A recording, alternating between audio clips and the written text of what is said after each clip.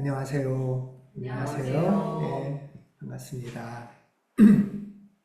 예, 온라인으로도 고항이님, 홍다영님, 김광수님, 윤은성님, 예, 반갑습니다. 예.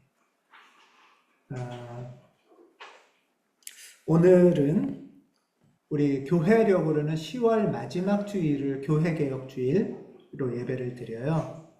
그래서 교회개혁주의를 맞이하면서 즈음하여 교회의 개혁 이야기를 나누려고 합니다.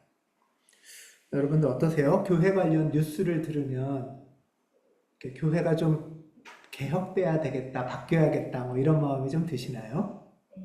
예. 어, 예, 교회 관련 뉴스를 들으면 교회가 왜 이럴까 하는 좀 한숨 섞인 또 부끄러운 마음이 이렇게 올라오는데,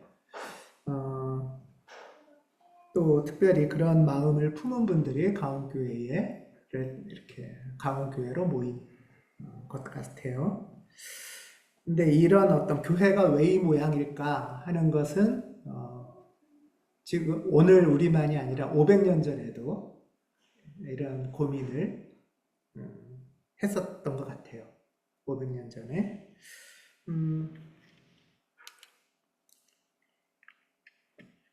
이제 망치를 들고 있는 이분이 가운데 서 있는 이분이 루터 신부님이죠. 네, 마틴 루터 신부님인데 이분이 1517년 10월 31일 우리는 10월의 마지막 밤 하면은 유행가 보다 교회 개혁을 떠올려야 됩니다. 예, 10월의 마지막 밤은 이렇게 쓸쓸히 보내는 밤이 아니고 교회 개혁에 불을 지르는 밤이 돼야 됩니다. 예. 루터 신부가 1517년 10월 31일에 교회 부패를 고발하는 일종의 대자보를 여기가 이제 성당 문이에요. 성당의 대문 앞에 이런 대자보를 붙인 거예요. 그래서 일종의 망치가 상징적입니다. 망치를 들고 있잖아요. 이제 망치로 못질을 해서 대잡을 붙인다는 것도 되지만 망치로 부패한 교회를 허문다. 이런 상징적 의미도 있는 거죠. 이 그림에서. 물론 교회가 당시 500년 전에 유럽 교회가 아무 문제가 없다고 생각하다 갑자기 루터가 얘기를 해서 큰일 났다 이렇게 생각한 건 아니고 한 100년 전 정도부터 해서 막 많은 사람들이 계속 야 교회가 이래서 되겠어? 이게 큰일 났다. 어떻게 해야 되냐 이런 생각들이 점점 고조되는 와중에 루터가 여기에 이제 불을 붙인 거죠. 네, 불을 붙여가지고 이제 이 교회 개혁 운동이 서유럽에서 독일, 뭐 영국, 스웨덴 또 밑으로는 뭐 스위스, 프랑스 이런 곳에서 이제 불을 붙듯이 이제 쫙 퍼져나가게 된 계기가 된 게 10월 31일입니다. 예. 그러면 당시에 어떤 문제가 교회의 큰 문제였을까? 뭐 사실 굉장히 복잡하고 많은 문제가 있는데요. 아주 간단하게 정리를 해보면은 한 세 가지 정도가 됩니다. 첫 번째는 여러분 많이 들어보셨죠? 면죄부. 학교 역사 시간에도 배울 텐데요. 면죄부 판매라는 것을 했다고 해요. 이걸 왜 팔았냐? 이게 팔았다기보다 이런 거예요. 교황청이 지금도 있는 바티칸에 아주 성베드로 대성당 있잖아요. 베드로 대성당 건축을 하려고 하는데 건축 비용이 모자란 거예요. 옛날이나 지금이나 건축이 아주 이슈죠. 예, 건축이 이슈예요. 그래서 건축 비용이 부족해서 면제 증서, 이게 뭐 신학적으로는 좀 복잡하지만 쉽게 말하면 회개하면 회개 보증서를 주는 거예요. 근데 회개 보증할 때 기도하면 그냥 주는 게 아니라 헌금을 해야 줘요. 그래서 헌금을 하고 헌금을 하면 너는 회개했다라는 회개 보증서를 교회에서 발부해 주는 거예요. 그러면 이제 이것이 왜 좋은 거죠? 회개가 됐으니까 나는 죽어서 천국 보증서죠, 일종의. 예. 그러면 여러분들 어떻게 했어요? 당시에는 특히 이제 유럽, 서유럽 당시 신앙인들은 더군다나 이렇게 이런 걸 막 돈 주고 사는 사람들은 어떤 사람들이겠어요? 가난한 사람이겠어요? 부자겠어요? 부자겠죠. 부자가 많겠죠. 그러니까 지금 현세는 걱정이 없어요. 현세는 걱정이 없는데 죽어서가 걱정인 거예요. 장차 죽어서도 내 이 안락을 유지해야 되잖아요. 천국을 가야 되잖아요. 그러니까 돈을 들여서 헌금해서 건축 헌금 특히 많이 해서 면제 증서를 얻으면 천국 보증서가 되는 거예요. 그렇다는 얘기는 사실 당시 가난한 사람이든 부자 사람이든 500년 전에 유럽 신앙인들은 미래가 불안했던 거예요. 내가 지금 뭐 부자든 가난하든 간에 미래에 내가 하나님 안에서 있을 수 있을까? 죽고 나면 내 인생이 나는 어떻게 될까? 이런 무서움이 있었던 거죠. 그랬을 때 부자들은 돈 주고 그 안전함을 산 거예요. 심리적인 안락함을. 사실 그거는 교회가 먼저 판 거라고 할 수도 있는 거죠. 그러니까 정말 기도하면서 신앙으로 이 문제를 하나님 앞에 다가가야 되는데 손쉬운 방법을 준 거죠. 헌금 많이 하면 천국 갈 수 있는 보증서를 주겠다. 이게 이제 굉장히 대표적인. 그래서 이 인생의 미래, 특히 죽음 이후의 사후의 불안을 손쉽게 해결하려는 유혹에 교회가 손을 먼저 내민 셈이 되어버린 거죠. 예. 여러분들도 돈 주면 돈 주고 살 수 있으면 사시겠어요? 예, 이 천국 사후 구원 보증서, 이런 것들이 있었던 겁니다. 자, 두 번째는 그러면은 이제 이 보증서를 누구한테 사는 거예요? 신부님들한테 사겠죠. 그럼 신부님들이 그 보증서를 갖고 있는 권한도 있고 팔 권한도 있으니까 당시에는 굉장히 큰 권력인 거죠. 그리고 팔면 돈도 생기고. 그래서 옛날에는, 요즘은 신부나 목사가 없어서 전 세계적으로 고민이거든요. 근데 당시에는 서로 신부가 되려고 그랬어요. 그래서 특히 귀족 자녀들은, 귀족 아들들은 신부를 시키려고 많이 했어요. 귀족 아들들은. 그런데 이 귀족 아들들이 공부를 해서 신부가 되는 건 아니고 이렇게 돈도 헌금하고, 그래서 이걸 성직매매, 신부직을 돈 주고 사는 거죠. 특히 신부 하급직은 필요 없잖아요. 시골 가서 하는 거는 신부 고위직의 성직매매를 하게 된 거죠. 그러면서 귀족의 자녀들은 곧 성직 고위층의 인맥 네트워크, 카르텔을 형성하기 시작을 하는 거죠. 이제 이렇게 부패한 성직 권력의 최고위에 이제 교황청이 있었어요. 그리고 이 교황청은, 이 교황의 권력은, 교회 권력을 잘 유지하려면 어떻게 해야 되냐? 왕과 세속 권력과 잘 거래를 해야 되는 거죠. 결탁을 해야 되고 협력을 해야 되는 거죠. 그래서 교황 권력, 교회 권력과 이 세속 권력, 왕의 권력이 서로 협력해서 전 유럽을 지배하는, 이게 당시의 상황이었습니다. 결국 이러한 교회의 현실, 또 유럽의 현실은 신앙의 무지라는 결과를 가져왔어요. 그러니까 사실 신앙의 무지라는 게 뭐냐면, 신앙생활하는 이유가 뭐예요? 죽어서 천국 가는 것밖에 없는 거예요. 죽어서 천국 가는 거. 그러면 죽어서 천국 가려면 어떻게 해요? 돈 있는 사람들은 돈 주고 사는 거죠. 이런 과정들. 결국 신앙의 목표가 그렇게밖에 안 되는 거예요. 특히 가난한 사람들은 지금은 인생 포기, 죽어서라도 천국 가자 해서 신앙생활을 했고요. 부자들은, 귀족들은 지금의 이 생을 잘 유지하려고 신부직을 돈 주고 사고, 이 성직과 귀족직을 죽어서도 유지하려고 하는 게 신앙의 목표가 되는 거죠. 그래서 이 세상에서 우리가 하나님을 왜 믿는지, 이 세상에서 하나님을 믿는 삶은 뭔지, 이런 정말 신앙의 본질은 실종돼 버린 거죠. 지금 어떻게 하면은 내가 부자들은, 권력자들은 내 부와 권력을 유지할 수 있을까? 또 죽어서까지 어떻게 하면 유지할 수 있을까? 하는 게 관심이었고, 가난한 사람들은 이번 생은 포기야. 죽어서라도 어떻게든 천국 가야지. 그게 그냥 신앙의 모든 것이 돼버린 거죠. 완전 무지한 신앙의 결과가 된 거예요. 이런 상황에서 루터는 이런 면죄부 판매, 성직 매매 이런 것들의 부당함을 고발한 거죠. 고발하고, 그리고 고발하면서 그 다음에 한 게 뭐냐? 독일어로 예배를 드리기 시작한 거예요. 뭘 알아듣고 그 다음에 독일어 성경을 읽고 해야 신앙의 본질을 공부하기 시작을 해야 된다. 신앙이 하나님을 믿는다는 게 그런 게 아니다 하는 것을 가르치기 시작한 거예요.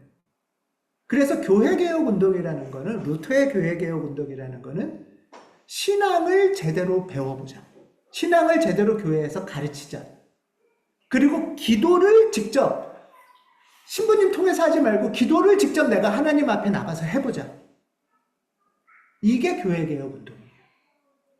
그래서 16세기 서유럽의 교회개혁운동의 핵심은 신앙을 제대로 알자는 지식운동이었고요.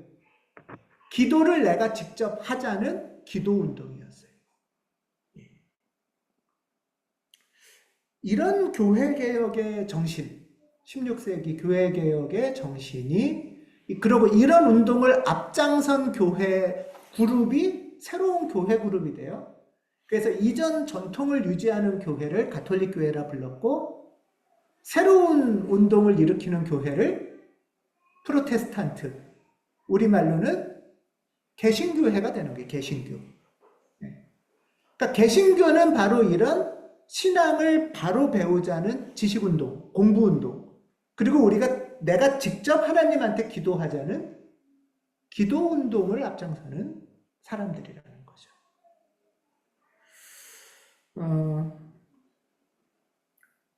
우리 가온교회에게 교회개혁주일은 그래서 특별한 의미가 있습니다. 방금 말씀드린 것처럼 첫 번째는 우리 가온교회는 프로테스탄트 교회잖아요. 개신교회란 말이에요.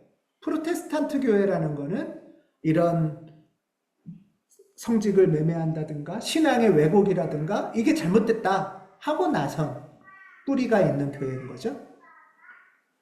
그런 면에서 우리 가온교회는 개신교회의 뿌리를 확인하는 것이죠. 교회개혁주의를 맞이해서.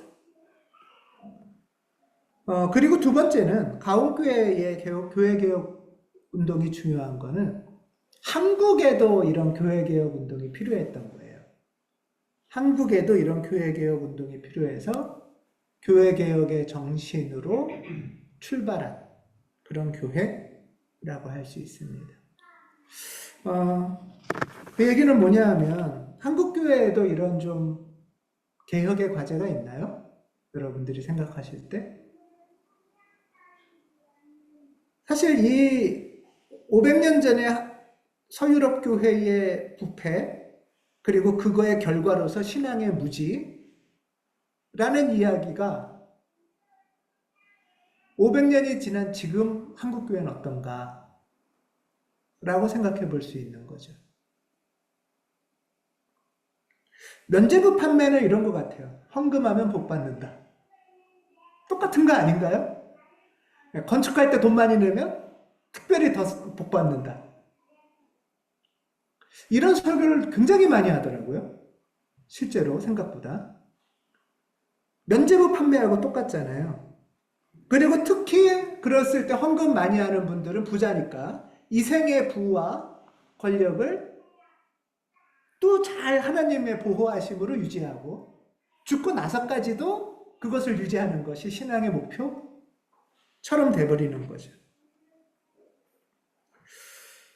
어, 지금의 부와 권력을 어떻게든 유지하고 죽어서까지 이어가겠다. 거기에 하나님이 도움을 주고 교회가 도와줄 것이다. 하는 것이 500년 전 현지부 판매와 비슷한 모습이라고 할 수 있어요. 물론 이거는 제가 볼 때는 개신교회만의 문제는 아니고 거의 모든 지금 종교들이 이렇게 타락하고 있어요. 뭐 절에 가면 기와장 팔고, 어디 가면 이름 바꾸라고 그러고, 어디 가면은 뭐 조상 뭐를 끊어야 돼서 구타라고 그러고, 다 돈밖에 없는 그 듯한. 그게 이런 현실인 것 같아요. 두 번째로 성직매매는 저는 요즘에 교회 세습하고 연결되는 것 같아요. 성직을 산다는 거는 내가 사는 게 아니라 우리 부모 돈으로 사는 거거든요. 그쵸? 그러니까 부자인 거예요, 부모가. 부모가 자녀한테 신부직을 사주는 거는 내 권력과 부를 우리 자식한테 주려는 거잖아요. 교회 세습은 이 목사 아버지가 목사 아들한테 부와 권력을 이어주려는 거와 비슷하겠죠. 물론 저는 회사 세습도 좀 이상하지만, 땅 세습, 회사 세습, 사실 다 이상하지만,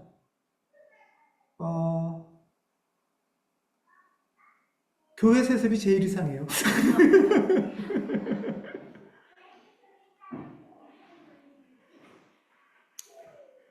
요즘은 이제 세습은 최소한 안 된다. 이런 여론이 많다 보니까 이제는 우회적으로 하기도 해요. 재단도 만들고, 뭐, 어쨌든 목표는 뭐냐 하면 내 자식한테 부와 권력을 어떻게 물려줄까.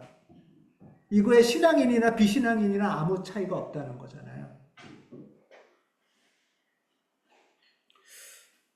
특히 저는 한국의 우리가 아는 초대형 교회들의 많은 교회들이 여러 방식으로 세습을 이미 했어요. 이미 해서 거의 이제는 자리가 잡혀버렸어요.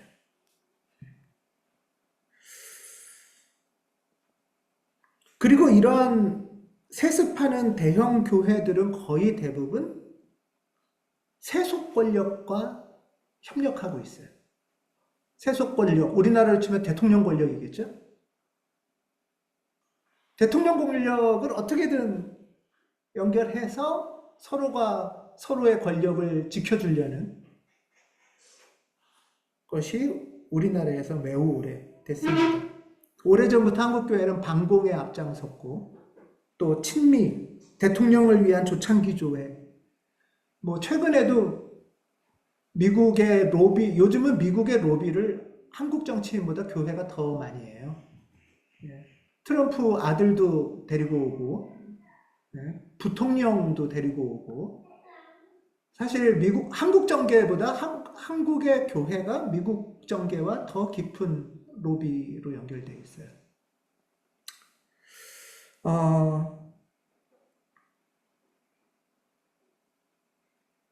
그러면 이제 이런 현실에서 교회는 500년 전의 교회가 그래서 결국은 신앙의 무지를 낳았는데 지금 한국 교회는 그러면 교회에서 뭘 가르칠까?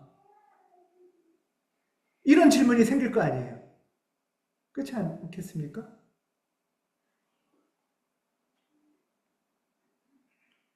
그래서 결국 대부분 옛날에는 이런 얘기를 많이 했죠. 교회에서 세상이나 정치에 관심 들지 말고 기도하면서 그냥 나 잘 살려고만 해라. 나랑 우리 자식만 잘 되면 되는 거 아니냐. 그게 신앙의 목표 아니냐. 라고 반복적으로 많이 가르쳤던 것 같아요. 그래서 교회를 다닐수록 사람들이 더 내 한몸, 내 자식, 내 아니, 그리고 바깥에는 관심 없어서 그냥 무지. 이런 현상이 굉장히 많이 있지 않나. 그래서 교회를 다니는 사람들이 세계도 잘 모르고 세상도 잘 모르고 오히려 단계를 지나서 이제 그런 사람들이 갑자기 목사님이 길거리를 나가자고 하면 나가기 시작하는 이런 현상들이 지금 많이 있는 거죠.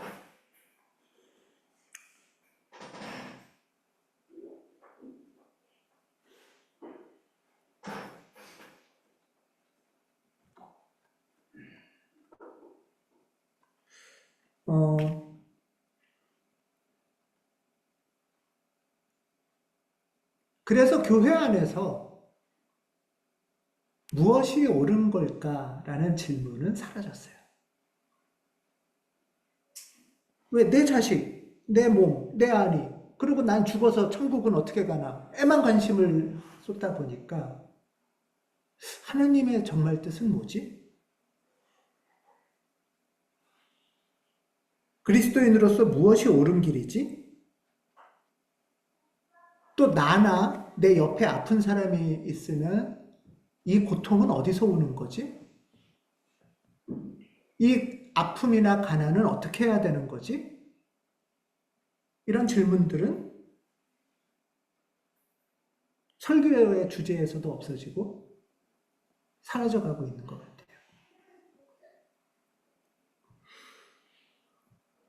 같은 교회에 다녀도 마음으로 아프거나 경제적으로 힘들거나 신체적으로 질병이 있거나 그런 통증과 고통과 염려 속에 있는 교인들이 있을 텐데 그 교인들에 대해서 그냥 겉으로만 약간 할 뿐이지 관심이 없잖아요. 이게 이제 교회에서 설교에 어디에 많이 주목하고 있느냐와 현실적으로 연결되어 있다라고 보는 거죠. 이렇게 나만 관심이 있으니까 내가 어떻게, 내 자식이 어떻게 안위를 누리느냐에만 관심이 있으니까 사실 기독교인이나 비기독교인이나 또는 무속인이나 별 차이가 없잖아요. 그러니까 교회는 소위 정통교회라고 말하는 교회나 이단이라고 말하는 데나 별 차이가 없어요, 사실. 그렇지 않아요? 네. 점 보러 가는 것도 어떻게 하면 내가 안전하고 내가 내 자식이 잘 되고 편할까? 굿하는 것도, 뭐 신천지 가는 것도, 또 죽어서 어떻게 천국 갈까? 다 그거잖아요.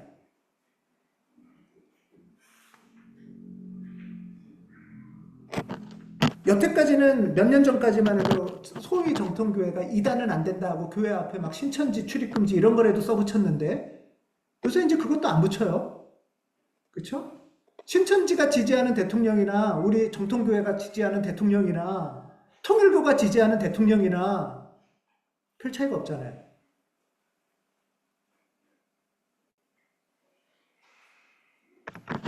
이게 이제 우리가 500년 전 이야기가 아니라 지금 한국교회에 어떤 이야기를 해야 되는가? 하나님은 우리에게 무슨 얘기를 하실까? 하는 것을 다시 주목해야 되고, 루터가 말한 것처럼 500년 전에는 성경이 라틴어라 읽기 힘들었는데 그걸 이제 독일어로 바꿔서 읽게 하려고 한 거죠, 루터는. 지금 우리는 성경이 한국말이고 설교가 한국말이니까 정말 하나님이 성서에서 무엇에 주목하라고 하실까 하는 것을 다시 한번 돌아보는 것. 이것이 교회 개혁의, 한국교회 개혁의 길이라고 봅니다. 예수님 말씀을 많이 알아서 저는 오늘 다시 시작을 할 때 구약 성서의 핵심 질문은 뭘까? 부터 하고 싶어요. 구약 성서의 핵심 질문은 구약은 많은 이야기들이 있잖아요. 그리고 성공도 하고 실패도 하는데 그 인물들이 묻는 핵심 질문, 구약 성서가 묻는 핵심 질문은 이거예요. 무엇이 옳은가?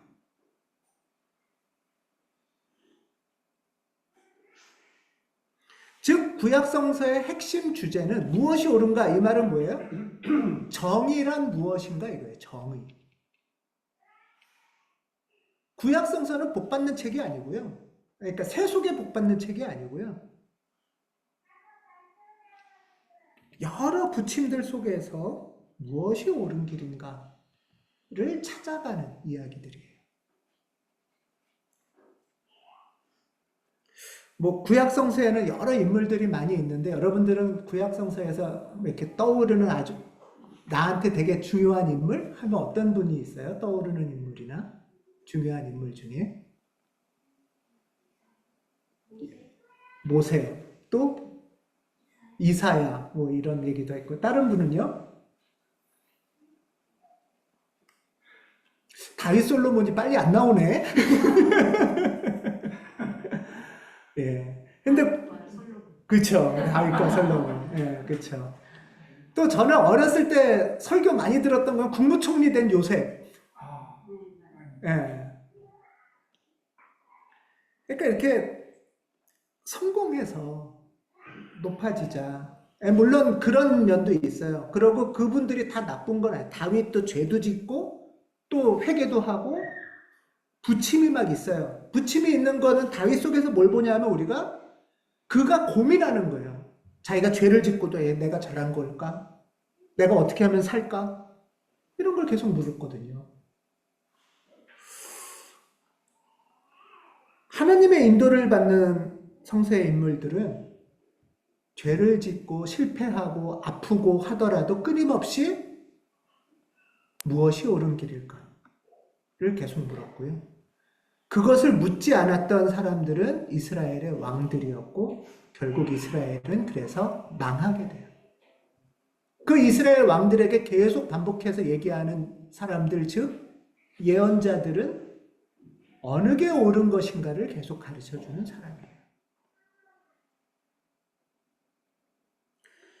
구약성서의 주제는, 핵심 주제는 정의란 무엇인가요? 무엇이 옳은가요? 이것이 아주 중요합니다. 구약성서는 뭐 하면 복 받는다, 뭐 조상의 뭐 흐르는 뭐 악을 뭐 무슨 피를 끊어라 뭐 이런 게 아니에요. 예.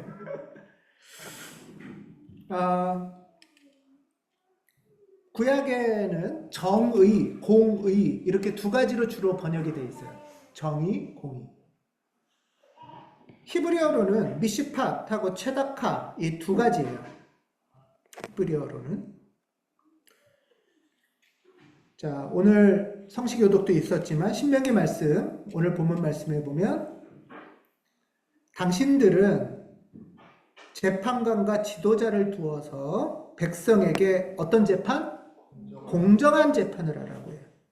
공정성을 잃어서는 안 되고 사람 얼굴을 보아줘서도 안 되고 뇌물을 받아서도 안 되고 죄 없는 사람을 죄인으로 만들어서도 안 됩니다. 당신들은 오직 정의만을 따라야 합니다. 굉장히 중요한 구약의 핵심 말씀이에요. 자, 여기서 말하는 정의, 공정한 재판, 이것이 미시팟이에요. 공정한 재판. 그러니까 정의에는 두 가지 뜻이 있는 거예요, 구약에. 공정한 재판. 여러분 어떠세요? 지금 21세기 한국 사회는 공정한 재판이 잘 이루어지고 있나요?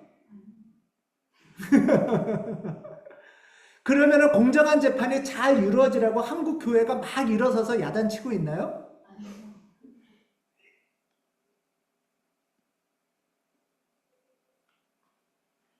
여기 사람 얼굴을 봐주어서도 안 되고 이건 뭐예요? 사람 얼굴을 본다는 건 뭐예요? 외모지상주의 잘생긴 사람은 얼굴을 본다는 건 뭐겠어요? 아는 사람, 인맥, 전관예우, 학벌, 우리 동네 사람, 내 자식, 그건 잘 봐주고 이 소리예요. 그러니까 우리가 어떻게 해야겠어요? 인맥을 만들어야겠죠. 이 세상에서 잘 살려면. 또 뇌물. 그렇게 된다는 건 뭐냐? 인맥도 없고 학벌도 없고 뇌물줄 돈도 없는 사람들은 부당하게 억울하게 고통받는 사회라는 거예요. 그렇게 만들지 마라. 이것이 정의예요. 구약 성서에서 가르치는. 이 공정한 재판, 특히 사회적으로, 질서적으로, 그러니까 규칙적으로, 법적으로 이 공정함을 말하고 있어요.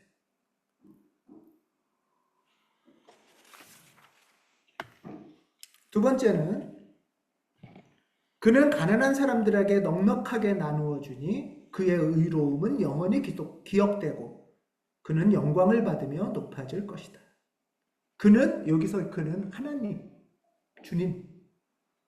주님은 가난한 사람들에게 넉넉하게 나누어 주니 주님의 의로, 정의죠. 이게 바로 정의예요. 가난한 사람들한테 가난을 피하게 해주는 게 정의라는 거예요. 이게 옳은 길이라는 거예요. 구약에서. 이게 체다카예요.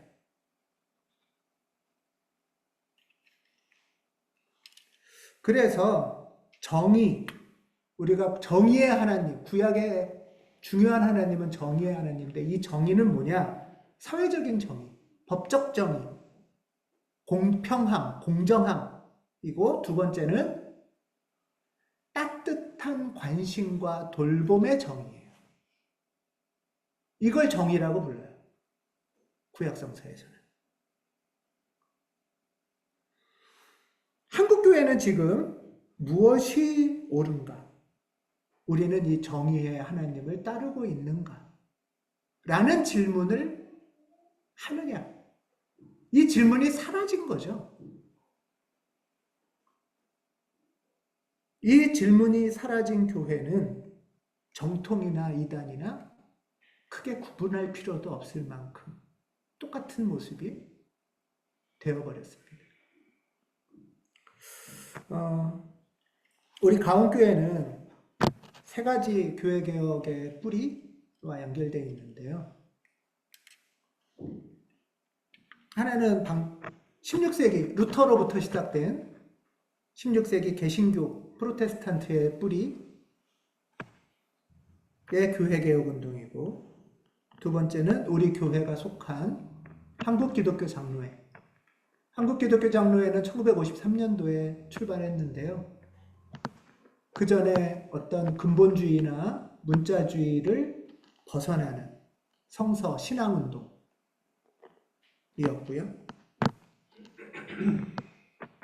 그리고 또 하나 여러분에게 말씀드리고 싶은 건 우리 가온교회는 1980년대에 우리나라에서 시작된 민중교회 운동의 정신을 품고 있습니다. 성서에서 말하는 민중, 가난한 사람, 약한 사람, 이거를 한국식으로 민중이라고 표현을 했어요. 그래서 1980년대의 민중교회 운동은 어떻게 했냐면, 여러분 당시 이제 교회가 개척하고 성공하려면 어디다가 개척을 하는 게 좋을까요? 네, 대도심, 특히 아파트 단지 앞에. 그래서 막 80년대, 90년대 막 개발될 때 강남 이런 데다 교회를 하면은 교회 옛날에는 70, 80년대는 간판만 달면 교회가 됐대요. 막 부흥할 때라. 실제로 많이 그렇게 해서 교회가 막 성장할 때였어요. 양적으로. 근데 이런 80년대에 민주교회 운동은 교회 개척 운동이기도 했는데요. 교회 개척을 어디다 했냐? 아파트, 강남 중심부에 하지 않고 변두리에 했어요. 변두리. 공단지역, 안산, 안양, 무슨 뭐 서울에서도 이렇게 판자촌 지역. 가난한 동네로 간 거죠. 그래서 그분들하고 어떻게 하면 하느님의 신앙을 할 수 있을까? 어떻게 같이 힘을 모을까? 한 게 민중교회 운동이라고 할 수 있어요. 옛날에는 이제 경제적인 민중, 경제적인 가난함이 굉장히 중요해서 그것에 많이 주목을 했다면 오늘날 민중은 그 의미가 조금 더 확대되기도 하고 심화되기도 해서 경제적인 약자도 민중이죠. 이지만 그 외에도 여러 뭐 사회적인, 문화적인, 또 존재적인 이런 약자가 다 민중으로 확장되고 있어요. 어떤 분들이 요즘은 민중일까요? 여러분들이 주목되고 떠오르는 분들이 있나요? 성소수자, 이주 노동자, 예, 예, 난민, 취업 못한 사람들, 비정규직, 예, 취업하고 싶은데 아파서 못하는 사람들, 또 경력 단절자들, 이런 분들도, 또는 주일날 잘 쉬지 못하는 노동자들,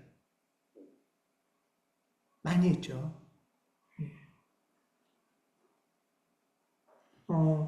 가족 관계에서도 그래요. 옛날하고는 달라서 전통적인 가족 관계에서 벗어나 있는 사람들. 예를 들면은 비혼이나 또는 이혼한 사람들. 또는 뭐 한부모 여성도 있고요. 굉장히 처음에는 그냥 경제적인 어려움만인가? 라고 생각했지만 그렇지 않구나. 우리 안에는 굉장히 많은, 한편으로는 돈이 많아 보여. 부럽다 하는데 그 사람의 마음속에 보니까 어려움이 있어. 부자들도 그럴 수 있잖아요. 한편으로는 막 자녀도 있고 잘 지내는 것 같은데 그 속에 보면 또 고통이 있어. 자녀도 아플 때도 있고 몸이 아픈 사람도 있고. 예.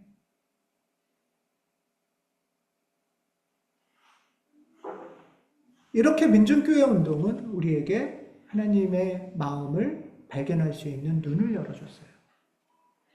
우리에게 따뜻한 사랑의 정의가 뭔지를 알려주기 시작을 했어요.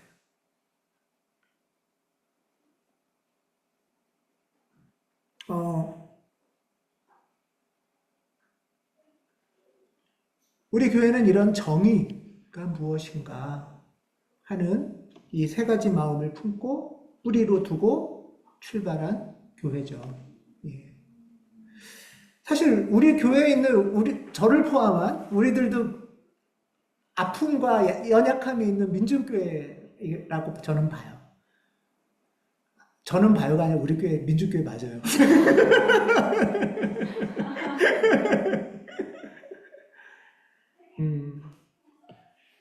제가 우리 교회 개척하고 얼마 안 돼서 홍사용 문학관이라는 동탄에서 이렇게 강의를 한 적이 있는데요. 제가 여러 번 말씀드려서 많이 아실 거예요. 강의한 것 중에 하나의 제목이 그 당시에 베스트셀러 정의란 무엇인가 라는 책을 갖고서 이제 강의를 한 적이 있는데요. 포스터에 직원이 이렇게 썼어요. 아래 걸로. 네. 포스터에다가 정의란 무엇인가. 그래서 이거 보고, 이거 뭐예요? 했더니, 주강사 중에 제가 이제 신학교 교수였고, 뭐, 목사하고 이렇게 하니까, 정의일 거다. 설마 목사님인데 정의라는 얘기를 할까? 교회에서 무슨 정의야? 라고 생각한 거죠.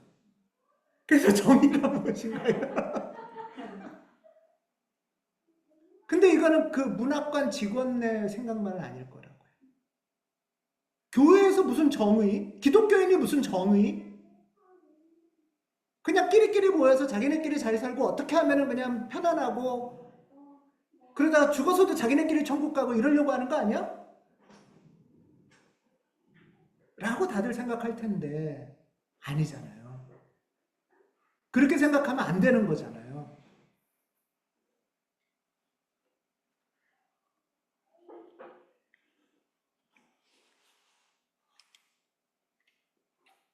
무엇이 옳은가? 구약성서는 계속 이 질문을 하세요. 하나님이. 너는 이 질문을 어떻게 받아들이고 있니?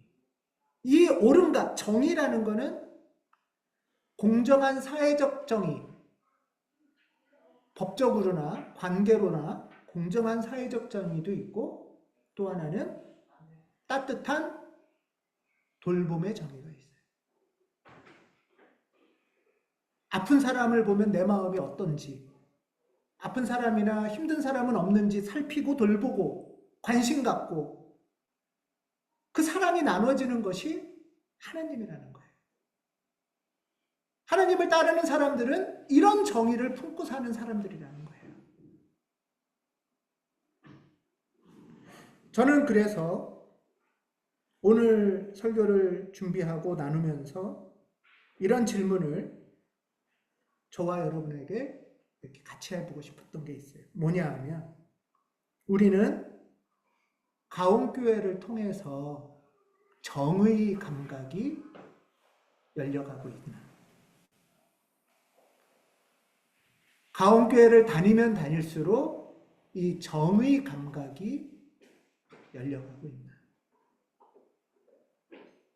나의 이익이나 나의 안락감을 넘어서, 사실 이익과 안락감이 너무 필요하고 중요하지만 그게 다가 아니라는 거죠. 나의 이익과 안락감을 넘어서 무엇이 옳은가 묻고 그 길로 한 걸음 같이 내디든 그런 마음과 용기를 강구하나 하는 질문이에요. 교회 개혁은 단지 교회 비판을 하는 게 아닙니다.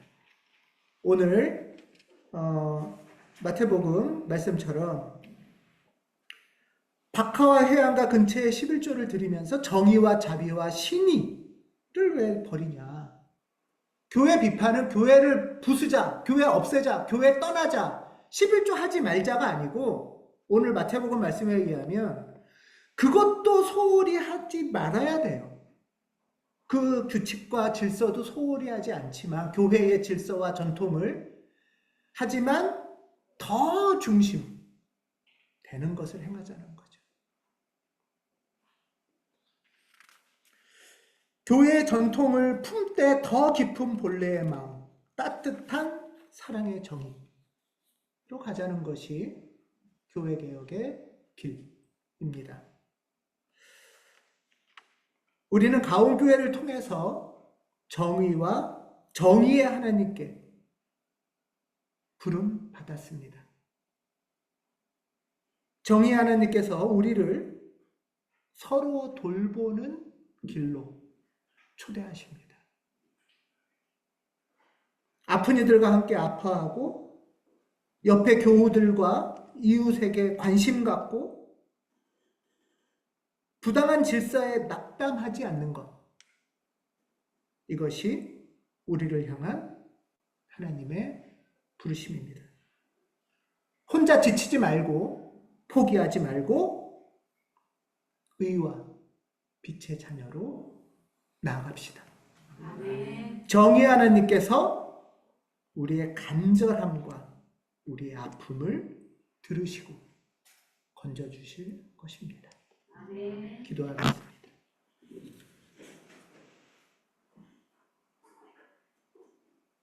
하나님, 나의 삶이, 우리의 삶이, 우리 교우들의 삶이 아프고 약하고 흔들립니다. 주님, 우리가 서로 정의의 마음으로 관심 갖고 돌보는 교회 되도록 도와주시옵소서.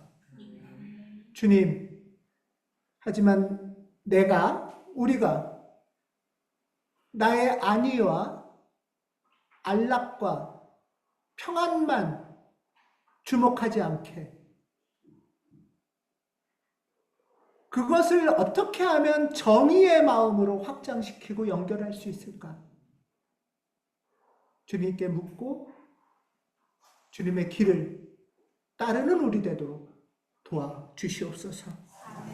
서로 격려하게 하시고